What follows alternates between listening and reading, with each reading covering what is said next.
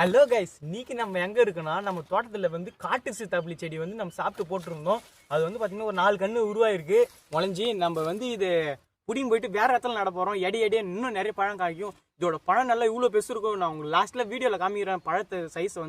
வாங்க ஃபர்ஸ்ட் இந்த கன்று நம்ம பிடிக்கலாம்.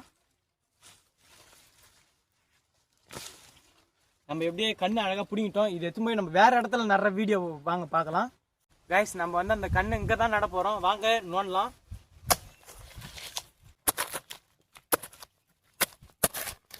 கைஸ், நம்ம இந்த கண்ணு நட போறோம். வாங்க நடலாம்.